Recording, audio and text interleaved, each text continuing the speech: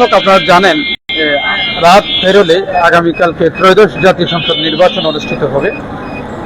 নির্বাচনকে কেন্দ্র করে ভোটারদের মধ্যে একটা বাড়তি উৎসাহের আমেজ বিরাজ করছে। ইতিপূর্বে আমরা এই 38 নম্বর ওয়ার্ডের বেশ কয়েকটি কেন্দ্র আমরা পর্যবেক্ষণ করেছি, বিভিন্ন কেন্দ্রে আমরা গিয়েছি, সেখানকার অবস্থাগুলো আপনাদেরকে ইতিমধ্যে জানান দেওয়ার চেষ্টা করছি, আবারও পুনরায় বলতে চাচ্ছি। এখানের ভোটারের সার্বিক পরিস্থিতি কি সেটাও আমরা জানবার জন্য চেষ্টা করেছি। অর্থাৎ আগামীকালকে যে নির্বাচনটা হচ্ছে সেই নির্বাচনটাকে কেন্দ্র করে যে তরুণ প্রজন্মের যে একটা ভোট রয়েছে, একটা বড় একটা ভোট ব্যাংক রয়েছে, তাদের মধ্যে একটা বাড়তি উচ্ছ্বাস আমেজ বিরাজ করছিল। পাশাপাশি এখানে যে কেন্দ্রগুলো রয়েছে সেই কেন্দ্রগুলো যে প্রশাসনিকভাবে যে নিশ্চিত নিরাপত্তা ব্যবস্থা জোরদার করা হয়েছে সেই বিষয়টা কিন্তু আমাদের কিন্তু লক্ষ্য করা গেছে। আমরা যেহেতু আমার পাশে যিনি রয়েছেন সত্য সংবাদ একটা পত্রিকায়, সাপ্তাহিক পত্রিকার সম্পাদক, তিনি দায়িত্ব পালন করেন। আপনারা জানেন ইতিমধ্যে আমাদেরও একটা পত্রিকা রয়েছে, সাপ্তাহিক উদারা পত্রিকা, সেটার সম্পাদনার দায়িত্ব আমি রয়েছি। তো তিনি যেহেতু দীর্ঘদিন এই এলাকায় থাকেন, এখানকার ভোটের যে অবস্থান এবং মানুষের সাথে তার যে এলাকার মানুষের সাথে তার একটা হৃদ্যতাপূর্ণ সম্পর্ক তার রয়েছে, আমি হারুনুর রশিদ ভাই থেকে জানতে চাইব, হারুন ভাই, আপনি যেহেতু দীর্ঘদিন এখানে কাজ করেন এবং এই এলাকায় আপনি দীর্ঘদিন থাকেন, নির্বাচনকে কেন্দ্র করে আপনি কিগুলো দেখছেন, মানে মানুষের মধ্যে ব্যতিক্রম কিগুলো বিষয়গুলো দেখছেন আপনি? নির্বাচন তো নির্বাচনে, কিন্তু ব্যতিক্রম কোন বিষয়গুলো আপনার কাছে দেখা গেছে? ধন্যবাদ পূর্বধারার সম্পাদক মহিউদ্দিন ভাইকে। এবারে ব্যতিক্রম দেখছি আমরা, যে আমি তো 2000 সালের পরের প্রত্যেকটা নির্বাচনে প্রায় আমি দেখছি এবং পর্যবেক্ষকের দায়িত্ব ছিলাম। তো সেই জায়গা থেকে, অতীতের নির্বাচনের জায়গা থেকে এবারের বর্তমান যে আগামীকাল 12 ফেব্রুয়ারি ত্রয়োদশ জাতীয় সংসদ নির্বাচন অনুষ্ঠিত হতে যাচ্ছে, সেই নির্বাচনকে ঘিরে বেশ কিছুদিনের নির্বাচনের প্রচারণায় সকল প্রার্থীর কথা বলবো। প্রচারণায় এবারের জনসাধারণ এবং যারা নতুন ভোটারের কথা আপনি বলছেন, যারা নতুন ভোটার, বেশিরভাগ তরুণ ভোটার, এবার তাদের মনে একটা আনন্দ উচ্ছ্বাস আমরা ফলো করতে পারছি। তারা এবার ভোট দিবেন। যেমন যারা 2 বছর হয়েছে ভোটার হয়েছে, 3 বছর হয়েছে ভোটার হয়েছে, 4 বছর হয়েছে ভোটার হয়েছে। তবে অন্য বছরের তুলনায় এই বছর নতুন ভোটারের ভোট দেওয়ার তাদের যে আনন্দ উচ্ছ্বাস সেটা কিন্তু অনেক বাড়ছে এবং তাদের মনে একটা উৎফুল্ল আনন্দ আমরা দেখতে পাচ্ছি। তার পাশাপাশি আরেকটা কথা বলি, যে তরুণ ভোটারদের চেয়েও যারা প্রবীণ ভোট আছেন এবং মা বোনেরা আছেন, নারী এবং পুরুষের যে ভোটের, তারাও কিন্তু অন্যান্য বছরের তুলনায় এবার তাদেরও কিন্তু ভোটের একটা আগ্রহ বাড়ছে। আপনি আরেকটা জিনিস স্পষ্ট করেন না, আমি বলছি, দর্শক দেখতেন সরাসরি। আপনি এবারে আমরা দেখছি, এবারে প্রায় সময় আপনি ঘরে যাই দেখেন, আপনার কাছে যে খবর নাই, আমার কাছে যে খবর আমি জানি না, কিন্তু নারীদের কাছে এই খবরটা আছে। বলে কিভাবে? যেমন বাসায় গেলে আমার ওয়াইফ বলে, আজকে এই সংবাদ দেখছি, আজকে অমুক দেশের অমুক জেলা অমুক এই ঘটনা ঘটছে, অমুক জেলায় এই ঘটনা ঘটছে। কিন্তু দেখা যাচ্ছে কি, এবারে তরুণদের এবং আপনার আমার চেয়ে নারীদের ভোটের সম্পর্কে এবং প্রার্থীদের সম্পর্কে, প্রার্থী যাচাই বাছাই সম্পর্কে, প্রার্থীরা বাতিলের সম্পর্কে এবারে আপনার আমার চেয়ে গড়ের প্রত্যেকটা নারীরা এবার অনেক এগিয়ে আছে। এই বিষয়টা কিন্তু আপনার চোখে পড়ছে কিনা বা ফলো করছে কিনা আমি জানি না। এটা আপনি ঠিকই বলছেন হারুন ভাই, আসলে ভোট হচ্ছে একটা গণতান্ত্রিক অধিকার। হ্যাঁ, একটা কথা আছে যে আমার ভোট আমি দেব, যাকে খুশি তাকে দেব। এটা একেবারে একটা চিরচারিত একটা প্রচলন। এটা মানুষ হৃদয়ে ধারণ করে, মানুষ সেটা বাস্তবে সেটা প্রয়োগ করতে চায়। তো মানুষের মধ্যে একটা আক্ষেপ রয়েছে, অতীতের যে বেশ কয়েকটা নির্বাচন মানুষদের ভোট না দেওয়ার যে একটা প্রবণতা, কেন্দ্রে মানুষ ভোট দিতে আসে না, এই ধরনের একটা প্রবণতা কিন্তু আমরা এর আগে সংবাদকর্মী হিসেবে যেহেতু আমরা মাঠে ময়দানে কাজ করছি, আমাদের কাছে এটাকে একেবারে স্পষ্টতা। কিন্তু এবারে আমরা তৃণমূল পর্যায়ে বিভিন্ন ভোটারের কাছে যখন প্রচারণা অংশগ্রহণ করছেন, আপনি যেটা বলতে চেয়েছেন, এটা মানুষ এখন একটু অনেক সচেতন, মানে তারা চায় তাদের ম্যান্ডেটটা তারা তাদের পছন্দের প্রার্থীকে দিবে, সেটা চাই। এই বিষয়ে আপনি ঠিকই অবলোকন করেছেন। আরেকটা বিষয় তো আপনার চোখে পড়ছে, একটা বিষয় খেয়াল করছেন কিনা, যে 4 কোটি এভাব তরুণ ভোটার রয়েছে। আমি অনেক তরুণদের সাথে কথা বলেছি, তারা আমাকে বলছে যে আমরা তো আজকে রাত্রে ঘুম হবে না। আমি প্রশ্ন করলাম কেন ঘুম হবে না, বলছে আগামীকালকে আমি একটা ভোট দিতে পারবো, এটা আমার সবচেয়ে একটা বড় ধরনের মানে আমার একটা প্রাপ্তি। আরেকটা কথা, যারা স্মার্ট কার্ড পেয়েছে ভোটের, তারা কিন্তু ভোট দিতে পারে না, এবার কিন্তু তারা ভোট দেওয়ার জন্য আগ্রহ বেশি। এবং এটার কারণে হবে কি, যে যারা তরুণদের একটা ভোট ব্যাংক যেদিকে যাবে একটা নতুন বাংলাদেশ গড়ার একটা বিষয়, ওদিকে কিন্তু একটা বড় প্রভাব পড়বে আমি মনে করি। আপনি তাই মনে করেন কিনা?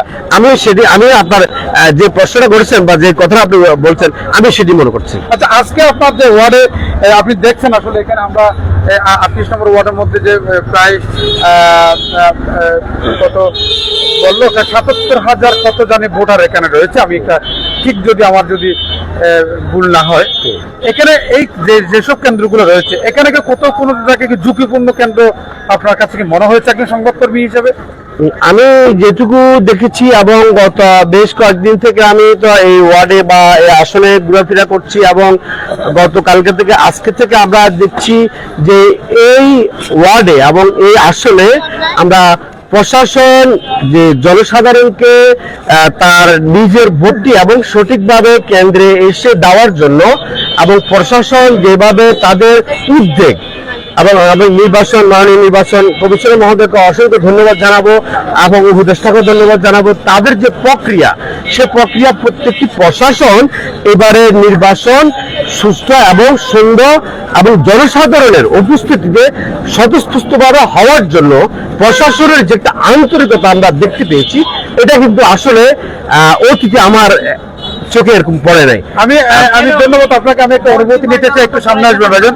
আপনি একটা মাসুম বাচ্চা নিয়ে দাঁড়াইছেন, আমি আপনার একটা অনুভূতি নিতে চাই যে মানে কেমন, মানে কি অবস্থা দেখছেন যে নির্বাচন পূর্ব মুহূর্তে আগামীকালকে কিন্তু সকালে কিন্তু ভোট অনুষ্ঠিত হবে, আপনার ভিতরে কেমন একটা মানে উচ্ছ্বাস বিরাজ করছে বা কেমন অনুভূতি আপনার? বিসমিল্লাহির রহমানির রহিম। দীর্ঘ 17 বছর আমরা যারা ভোট দিতে পারিনি, এবার ইনশাল্লাহ আমরা সবাই সুষ্ঠু এবং সুন্দরভাবে ভোট দিতে পারবো, এবং আমরা আশা করছি সকলে মিলে আমরা ভোটটাকে ঈদের মতো আনন্দ হিসেবে গ্রহণ করব। এবং আমরা চাইবো যে আমাদের শুধু 38 নং ওয়ার্ড না, সারা দেশে যতগুলি এই কেন্দ্র রয়েছে সব জায়গায় যেন সুষ্ঠু এবং সুন্দরভাবে হয়। আর আমরা 5ই আগস্টের পর যেটা মনে করেছিলাম যে আমরা সবাই মিলে একসাথে দেশটাকে গড়বো, ইনশাল্লাহ এবার ইলেকশনের পরে যারা ক্ষমতায় আসবে এবং যারা বিরোধী দল থাকবে সবাই মিলে একসাথে আমরা দেশটাকে সুন্দর করে সাজানোর চেষ্টা করব। এবং যারা আগামীতে প্রধানমন্ত্রী হবে এবং যারা দায়িত্বপ্রাপ্ত হবে, সবার কাছে শুধু আমার না, সাধারণ জনগণের পক্ষ থেকে বিনীত অনুরোধ থাকবে আমরা যাতে দেশটাকে সুন্দর করে সাজাতে পারি, আমাদের শিক্ষা ব্যবস্থা যাতে সুন্দর করতে পারি, আমাদের চলাচলের রাস্তা যেন সবসময় ভালো থাকে, এবং আমাদের যারা মা বোনরা আছে সবাই মিলে যেন শান্তিতে বসবাস করতে পারি। আর সকলে মিলে আমরা একে অপরের সাথে যাতে একে অপরের সহযোগী হয়ে যাতে দেশটাকে সুন্দরভাবে সাজাতে পারি, এই আশাটা আমি রাখতেছি। আর ইনশাআল্লাহ এটা হবে। ধন্যবাদ। আমরা নতুন একজন এবার আমরা কথা বলি। ধন্যবাদ। আমার পক্ষে ওনাকে ধন্যবাদ। আমরা অনেকক্ষণ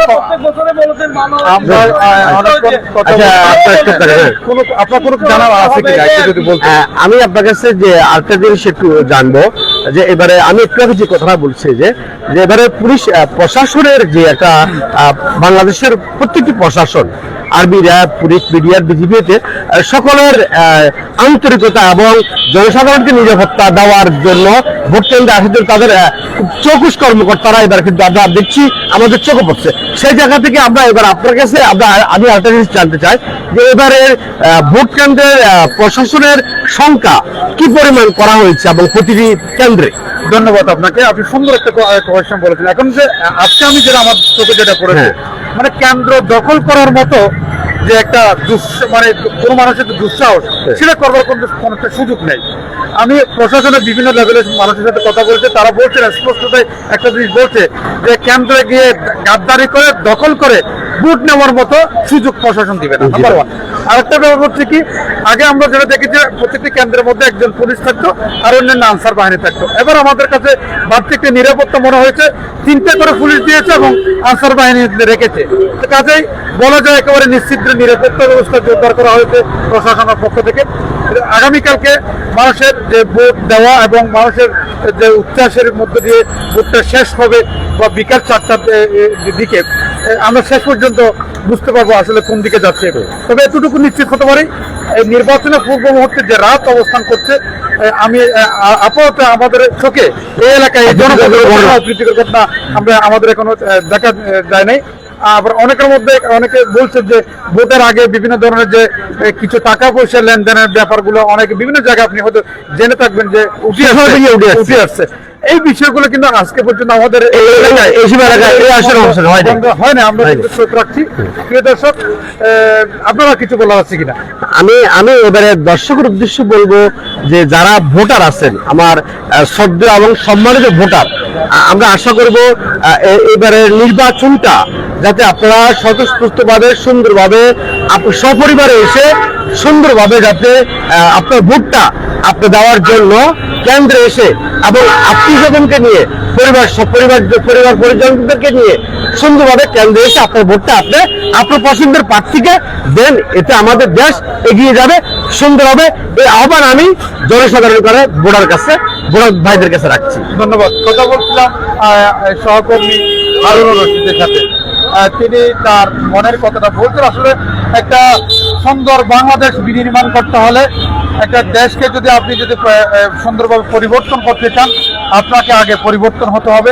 একটা সুন্দর বাংলাদেশ বিনির্মাণের জন্য সবার সহযোগিতা প্রয়োজন, সবার সর্বাত্মক সহযোগিতা দরকার রয়েছে। এবং আপনার পছন্দের প্রার্থীকে ভোট দিয়ে আপনি তাদেরকে সংসদে পাঠাবেন। তারা জনপদের কথা বলবে, মানুষের কথা বলবে, এদেশের ভাগ্য উন্নয়নের কথা বলবে। সর্বশেষ একটা কথা বলতে চাই, দিন শেষে এই বাংলাদেশ আমার আপনার সকলে। আমরা চাই নিরাপদ একটা বাংলাদেশ। সে পর্যন্ত আপনাদেরকে নিরাপদ বাংলাদেশ গড়ার ক্ষেত্রে আপনাদের সবার সর্বাত্মক কামনা করছি। কোনো ধরনের যেন অপ্রীতিকর ঘটনা না হয়।